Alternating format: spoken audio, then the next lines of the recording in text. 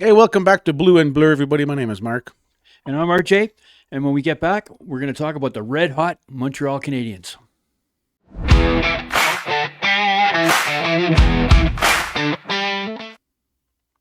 Yeah, Montreal has been on a winning streak. Fire! Right now, a 5 game winning streak. And I want to talk about those 5 games because, my personal opinion, yeah, I'm a homer. I love my team, but You're a homer. we Breaking news. we won against Carolina 5-2. We won against Columbus 2-1. We won against Nashville 4-1, and we won again against Carolina last night 3-1. But let me tell you one thing: as a realist, I mean, I'm a homer, but I'm still somewhat of a realist. We had no business winning the Carolina game, the Columbus Blue Jacket game, and then last night's Carolina game. Three of those games. 3 of those games, we had no business winning those games because we were completely dominated for the 70 to 75% of that Outshot game. like 2-1. Outshot 2-1. Almost every game outshot and drastically outshot. It took a while It's- before we even got a first shot on net last night. It's very concerning. And it's just one of those things where, and I said it on my little French video, the last French video I put out there. We couldn't get out of our own end. I mean, take the Carolina games, both of them, for example. Their offense was so strong, the Carolinas' offense so strong, and there was always taken away the time and space in the Montreal end, that Montreal could not get out of the zone. And the only time they could ever get out of the zone is when they would flip it up into the air, and then they get a change, and then get fresh legs out there because they couldn't go on an attack on an offense, so they just have to flip it out of the zone. And then the next crew comes out, and then the same thing happens to that crew. They're in their own then for 2 minutes fighting to get it out. They can't get it out, so then they just have to flip it out to see if it was a complete defensive breakdown. When you can't break out, you can't do a simple breakout, then you know you're in trouble. And the only reason we won any of those games was because of Jacob Dobes. I mean, this guy, he was facing 41 shots. It's a record for him, 41 shots in one game. It's just unbelievable, the amount of shots that he saved. Great goal percentage, save average for those Save games. percentage. He's above 900. Save I think percentage. Yeah, save percentage. I think he reached 956 of one of the games. Anyway, it's just extremely high. Without him, the Habs just wouldn't be where they are today. And I want to point out with the Nashville game, we dominated Nashville. And I think that's indicative of the caliber of teams between the East and West. You know, they always say the West is a little bit weaker. Well, there's a perfect example right there where the Predators are in a playoff spot, and Montreal was just all over them. Well, the Leafs would be right in the thick of it if they're in the West. Yeah, exactly. They'd be Compared to like the Couple Nashville points, is 2 what points out. Nashville right now is in the second wild card spot. Okay, just because they lost the last couple, but like this, there's a big difference in the teams. The ability and the caliber of the teams between East and West, and I think that goes to show perfectly that Carolina, Columbus, and Montreal games, very, very strong teams, especially Carolina team, and then Nashville just getting walked all over by Montreal. I think it's indicative of the East and West right now. Anyway. Well, the funny thing is, though, that but when you go to the top of the pyramid, Colorado, Dallas, Minnesota might be the 3 best clubs in the NHL. So Yeah, right got now. But yeah, are there 108 points and 100 points? Is that indicative of just playing weaker teams in the there's West? probably I mean, play a little bit. Yeah, that's a good point there. I think Colorado. Yeah, that's an interesting point. right, because there's a big gap between, say, first and third, right? There's a 12-point gap between first and third, and there's an even bigger gap between first and fourth. Yeah. So I mean, it's just unbelievable. To keep going with the Montreal stuff, like I said, Dobes with 25 wins now on the season. He surpassed Patrick Waugh. He surpassed Carey Price for rookie wins in 1 year. And he's not going to like this, but he's got to be in the Calder race right now. He's got to be. There is no race. And I'm not even the one saying it. It's I don't know who's saying it. If you're reading it on TV, if you're on the internet, reading it on TV. Reading it on TV. That means well, you read it. People put their clips up on TV. Listen, and so if they're writing it, that's the sports writers. If the sports writers are mentioning it, guess what? Then it's the sports writers. He might not even be the best rookie goalie. The one in Minnesota's kind of slowed off Wallstead, but the Carolina kid, Brandon Bussey's right up there. So the goaltender vote vote's going to get split for one. Yeah. I don't know why we're arguing. No. About Schaefer is a unanimous Calder Trophy. I don't think he's candidate. unanimous. Not anymore. No, not anymore. Not anymore. He played 30 minutes the other night. By the way, Exactly. He played 30 minutes, and then because he can. Not many defense. You know how many defensemen in the league play 30 minutes? He doesn't have that many impressive. You know what? I actually looked it up, and you know what? Just to please you, Just going to waste your God, segment. You're going to waste your segment on idiocy. No, it's not. He's got 56 points. He's not even leading in points. He's got 22 because he's goals. 18 years and old, he's not leading Mark. in goals. Okay, He's 18. The only thing he's got for records is that he's the youngest one to get to 50 points. He's the youngest one. Most goals by an 18-year-old. But none of these are earth-shattering numbers compared to everybody else in the race. 25 wins is not. How many games? Hang on, I dropped my glass. Drop your common sense. Schaefer is unanimous. Dobes, the only thing you can argue about is Dobes might have squeezed his way into the number 3 spot of the 3 nominees. I think Demidov's a lock as number 2. Although Barrett Seneke on Anaheim's pushing hard too. He's getting up there, but no. For me, I don't think Dobes makes the nominee list. Schaefer's not having a better year than Hudson did last year, so that's my bar on defensemen. And I did the math. So you want to talk about Schaefer as well? Hudson Hudson was 23 years old.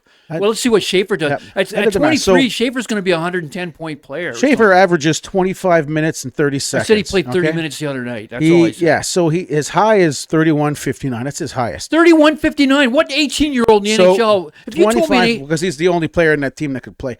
His average ice time is 25:30. Okay, yeah, great. So, now, get this. So Demidov has got a 15 minutes and 19 seconds. He's a forward. It's incomparable. Now listen to this. If you added up the average time over, the 71, 72 games? I did the math. I forget which I used, 71. Schaefer has played the equivalent of 11 more games. So what? Well, no kidding. He's got these points. No wonder he's got these points. Imagine if Demidov, Cale McCarr, and Zach Werenski are playing 11 he would more. Cale McCarr's playing 11 more games than McKinnon. 11 more games. Stupid argument. 11. It's not stupid argument. It's 11 more games on the ice. I've declared it that. Yeah. Anyway, it's ridiculous. Just because you wave your arms around doesn't mean you're right. So anyway, we're going to move on. Please move on. It's a ridiculous argument. Schaefer's going to be. He might win, but he's not. My opinion, he's not the best rookie this year. You probably can't even. I've said it all year. I'm not gonna change my mind on this one. Anyway, so just to go on Canadians. You did mention you're a homer, so there you go. Canadians signed defenseman Owen Protz. He's a big defenseman from the Brantford Bulldogs. They're going to be reinforcing Laval for that. He's 20 years old, 4th-round pick in 2024. What else is going on? Injuries in Montreal. Texier is day-to-day still. Anderson is now day-to-day. Apparently he's ill, had some kind of flu bug or something like that. It's nothing physical other than a sickness. Doc's still out 2 to 4 weeks. Laine's on IR. Apparently he was practicing on Saturday with a no-contact jersey.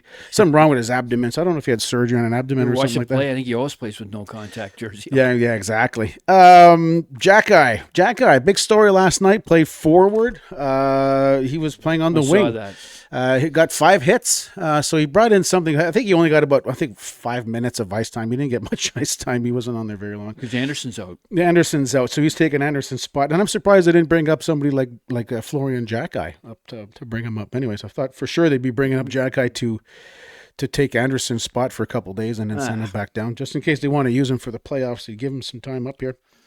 The other big story, Caulfield scored his 46th goal last night, so he's well on his way to getting over 40, over 50. I think he's got Montreal's got 73, so 9 games left to go. So I mean, he's going to get 50. I think 4 goals in 9 games. Yeah, he'll definitely get 50. The big thing now is, does he pass McKinnon, who's got 2 goals he more? He might pass McKinnon, but boy, oh boy. Would that be for the Rocket Richard Trophy? Of course. I think McKinnon's got it locked on because he scores like a goal a game. This guy, I think McKinnon would have to go on a drought for a couple games, and then Caulfield would have to get a couple heaters just to try. But a hat trick. If he throws a hat trick in the next, it'll be a race. Yeah. But it'll be a fun race to look at anyway. I don't know. Like I said, Montreal's never had a Rocket Richard winner. And Slavkovsky, happy birthday, Uri Slavkovsky today. 23, if I remember correctly. 21, 22, 23. Anyways, he's still a young guy. So one of the last videos, we put out a video for if you found me in the stands, you get a free T-shirt. Well, David got a free T-shirt. He found me in the stands, and then so he got a free nice and blue T-shirt. So that's all I got for the Montreal news right now. What about with these 5 wins? We should talk about the East standings. Yeah. So Make you happy. so for the standings right now, Montreal's still pretty much very comfortable in third. Boston's right on their heels at 92. Columbus is back in 88. So I don't think there's going to be much movement. Montreal might drop down to 4 if they get Montreal's got a pretty good handle now, unless they lose 3 in a row. Yeah, but I think Ottawa and Detroit are out of it right now. And, and Philadelphia, right? Like Philadelphia was on a heater for a bit, and they've dropped back down. It's pretty ready to cross them off. Detroit and Ottawa are right in there, though. Just throw 3 wins on the board. And, someone like Boston or Pittsburgh will be on the outside. Islanders made a move. They won their last couple of games. They're up at 89 now. Yeah. But for Detroit, they were in the regular season the whole way in the playoffs until this last. Just having a terrible month. They're the team that has come back from the Olympics, a different team. Yeah, absolutely. One thing, the goaltending. John Gibson was probably one of the better goalies, if not was in the top 3 or whatever at the first half of the year before Christmas, and he's come back and he can't stop a puck now. So yeah, it always comes back to goaltending. It's a streaky goaltending. Like Dobes right now was hot. Is that just a little streak? I mean, is he gonna crash again? If he didn't pull off those 3 wins, where he was outshot, they were outshot 2-1 almost. Montreal lose those 3 games. They're down there with Ottawa, and they're fighting with Ottawa and Detroit, looking in. Yeah, exactly. Anyway, I like what Montreal's doing, and I'll say one nice thing about your rookies. Really? I'll have this on tape. Well, there was an article in The Athletic, I read it today, about Demidov, and they're talking about how his dad actually quit his job, became his full-time hockey coach. That was the kind of dedication. Anyway, interesting story, that part. But it was funny that article came out because I had watched Montreal games this week and kept my eyes on Demidov, and he's only 19. Having a great year, good points. And if I was going to say, he's on track to be a Mitch Marner. I think he's going to have a Mitch Marner type career, and that's a pretty. I know we'll talk about Marner in a Toronto video right now, but maybe things aren't going so well. But to be put in the same sentence as Mitch Marner says a lot about Demidov. I think he's going to be a truly great forward in this league. Is he going to have the same kind of dad as Mitch Marner for contract I don't know negotiations? What kind of dad he is. His dad did quit. His dad was a truck driver, quit his job. I don't know, and he dedicated his life to getting this kid into the NHL. So I hope he's getting 10% off that big contract. Yeah, absolutely. And speaking of Mitch Marner, I saw a meme today, and we're going to get this into another video, but I saw a meme today that Marner is handing in his retirement papers. We'll talk about that in the next video. He's got a new coach. Oh, there you go. Stay and look at our Toronto video. And see what we have to say about that. Anyway, so Montreal's in action tomorrow night, Tuesday against Tampa Bay, Thursday against the New York Rangers, and then we got back-to-back games Saturday and Sunday against New Jersey. Tampa Bay is going to be a tough win. I'm looking forward to look at that game. I don't know if they're going to start with Dobes. He's on a heater right now. You think Dobes is the starter? I think so. Last time I checked, He's doing good. Fowler's stats last time, he was like 7-7 or something like 7 wins and then 7 losses. So he's at 50%. Dobes is well above 75%. His save percentage has stayed above 9, I think, though. Yeah, they're both above Dobes 9. is clearly the number 1 goalie and will be until Montreal loses a playoff game or 2. Yeah, exactly. And then or he gets injured or something like that, heaven forbid. But anyways, that's all for this show. Don't forget to like and subscribe down below. Give us your comments. They're always entertaining. And we'll see you in the next video. We're going to talk about the Toronto Maple Leafs and the Western Conference.